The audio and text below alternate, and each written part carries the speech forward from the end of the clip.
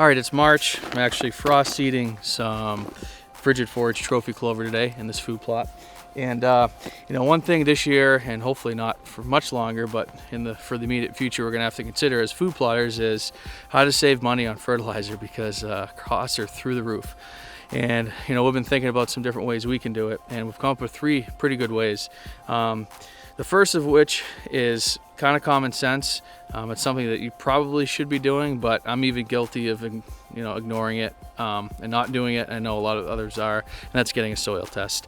If you're gonna go and not get a soil test and just fertilize your food plots with, say, triple 10 or triple 19, there's a pretty good chance that your plot or the planting that you're putting in that plot doesn't need one of those nutrients. So you're essentially just throwing excess fertilizer that isn't going to be utilized by the plant, that's costing you money. So get a soil test, figure out exactly what your plot needs, and then give it what it needs and nothing more, and that's going to save you money. And that's the first tip that I have. The second tip is to use a cover crop. Have something growing on your food plot as much as possible. And this plot right here will show you. We seeded this last fall with clover and rye, and you can see right here we have rye coming up. It's still early yet, so it's not really exploded, but you have little clover and rye right here.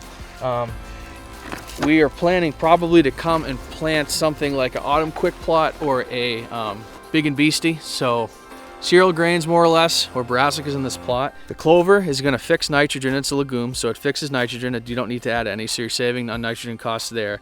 And then the rye is actually a nitrogen scavenger, so it'll go into the soil and pull out the nitrogen and find every available nitrogen and put it into the plant.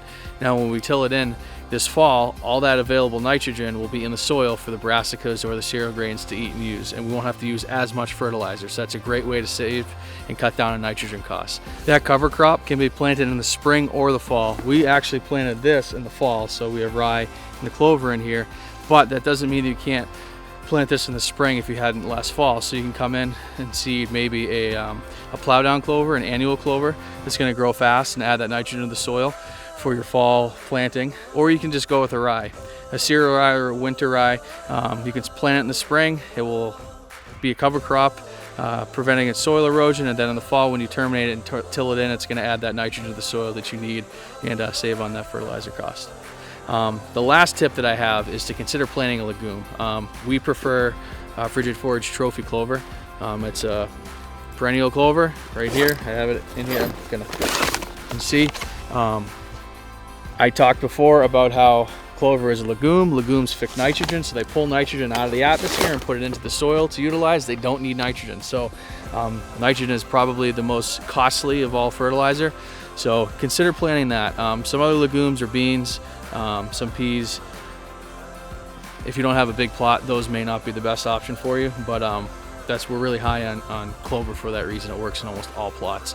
So get a soil test, use a cover crop, and turn it into green manure and plant a legume. Those are the 3 that we have, and we're going to utilize those 3 tips this fall and hopefully save on fertilizer costs.